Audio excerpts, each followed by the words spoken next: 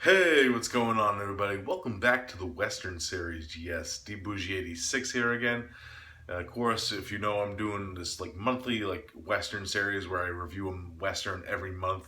If you haven't checked out the first one, check that one out where I introduced the series again. And I got an interesting one for you guys today. This film is from 1971. It had a few releases before. Actually, I know all the films actually put this out on a standard edition beforehand where it had no special features like a lot of Olive films do. But then they started this new line called Olive Signature where they do like these nice special editions of these films that uh, need them and do them. Like most of their releases that they did them for so far have been westerns. They did like Night of the Grizzly and Johnny Guitar. There was two other films that all have released under this all signature collection, and these are really nice releases. I gotta grab a few more of these. I know they released, like I said, a few more westerns like High Noon. Also, I believe they released under this new label, and that is Hannie Caulder. Yes. I love these window slip boxes type deals with the side slips. They're really nice, and the material they use is very I just like the feel of them and stuff. It's really awesome. But if you haven't heard of this film before, this is a very interesting type of a western. This actually was produced by Tegon Studios in England. This is actually a British western. It was produced in England and made in sets of old Italian western sets, like in Spain and various other locations. And very interesting cast in this one. Of course, we got a sex icon at the time, Raquel Welch, as Hannie Caulder herself, who, of course, was one of my favorite films of all time growing up, 1 million years BC, which got me to love that type of cinema and just cinema in general. And also stars Robert Culp, and we also have performances by Ernest Borgnine, Jack Elam, and what's the guy, Strother Martin, who was in the Wild Bunch, also with Ernest Borgnine, Jack Elam. It was of course in numerous westerns and very familiar face, especially with his eye that you see. His eye is very infamous for. Oh, it's that guy with the eye, Jack Elam.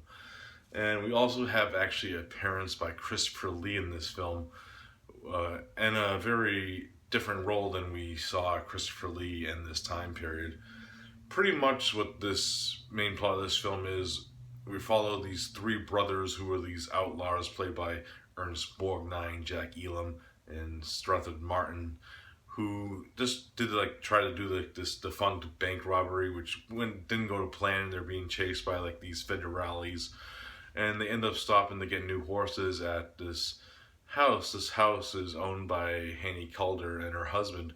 The husband goes to interrogate them and ends up being murdered. And then they discover Hannie, and the three brothers take turns pretty much raping her and leaving her for dead. And Hannie goes off and actually befriends this nice, well, we led to believe that he's nice bounty hunter, Thomas Price, played by Robert Culp. And he has agreed to train her to get her revenge on these three brothers and what they did to her. That is pretty much the main plot of this one without going too crazy into it. Now, my thoughts on this film.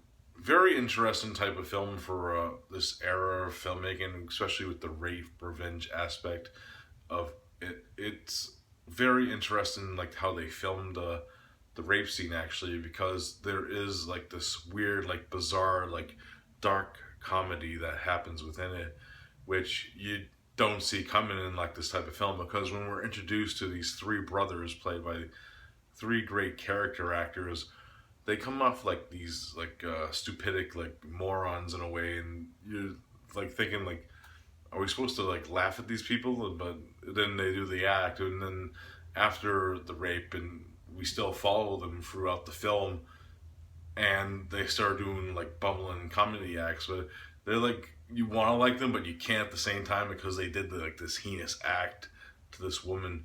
And I gotta say, Raquel Welch, I really did enjoy her performance in this film. It's one of her probably best performances because it builds her character up because the way that her character is sheltered and introduced into the film, of course, right away, that rape scene, and then we build it up and we get like interaction between her and these nice, gentler men in her life, like Robert Culp as Thomas Price does a terrific job, and his character dwells into like his relationship with Hannie and teaching her the ways of the gun. And then we're introduced to Bailey, played by Christopher Lee, who's this gunsmith who they go to make Hannie's gun. And he's a very different type of man that we know, like Christopher Lee always playing like these villainous roles during this time period. And it's nice to see him like this nice guy role for once. And he does a terrific job in his role because he's like down in Mexico, and we see scenes of him building the gun and interacting with both Thomas and Hannie throughout his scenes. And another thing I have to say about this film never lets up. It has a lot of like action sequences that I wasn't even expecting with this type of film. Like there's like certain like things that happen with like the Clemens brothers. That's the name of the brothers. With them running away from like the federale still and trying to get money and bank robberies and stuff like that until they end up meeting up with Hannie near the end of the film.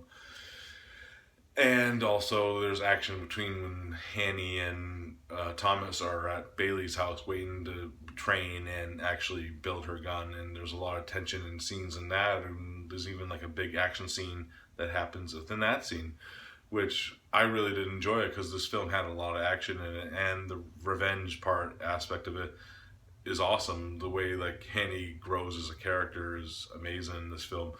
And of course this film has like a great like soundtrack and very influential like opening title sequence. It's very influenced by spaghetti westerns in a way, that's the way it's done, and the animation, like if you've seen like Sergio Leone westerns, you know what I'm talking about, like with like the animation and like the credits scrolling down. It's very influenced by Italian westerns, that opening title sequence.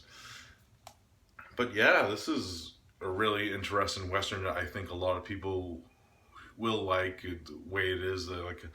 Like uh like I know like when I say like rape scene, it's actually not that bad of a rape scene. Like I've seen a lot more graphical rape scenes in like horror films and other extreme films. It's just the way it's edited that's very like eerie and terrifying. They don't really show like actual rape scenes in the film, but besides like from the rapist's point of view pretty much, and it's very flash edited, and I think it's the one that you could actually watch and you're not gonna feel it, but you still feel it at the same time type deal, because of the way it's filmed and the dark comedy that goes and ensues into it, because it is rape and it's not funny at all. But it's just a very interesting interaction, the way that scene was built, and it's still in my head, like thinking about it, just the way it was filmed and stuff, that and the humor that was in it was very odd, and it's just a very odd scene in general. That, but yeah, I highly enjoyed Hannie Caulder. It's a interesting western take on like the rape revenge genre, and actually like one of the first big ones that was talked about. Like actually on this release, there's actually a examination of rape revenge films on this release, where they go into depth about Hannie Caulder, but they also mention like a few other like of the notable like rape revenge films, like I Spit on Your Grave and Miss 45. They mention that, and like the comparisons with Hannie Caulder, also like the ways that they filmed the rape scenes in those films, and just the topic in general is kind of interesting, the way that special feature goes into it. But of course, we also have like commentary with Alex Cox, of course, the director of Repo Man, which I listened to, and it was pretty awesome. And a lot of like an essay about like the Symphony of Lady Vengeance, which is a very interesting essay. It was a good read. It actually comes with a booklet version also, where you could actually watch on your screen and read it type deal. And just a really interesting western. And the good thing about it, it doesn't run too long. It only runs like an hour and 25 minutes, so it's not too overdrawn out, and it just gets the action and the story going. So if I could rate Hannie Caulder, it's getting a solid 8 out of 10 for me. I highly enjoyed it. And if you're a fan of westerns, or if you want to see like a different type of like rape revenge film that's not like a full extreme horror film, or like any like types of those type of films, I highly recommend it. Great performances and just a great story. 8 out of 10 for Hannie Caulder. Alright guys, this is for this Western review. I hope you enjoyed it. I'll be back next month with another one. And as always, I'll see you then, peeps. Peace out.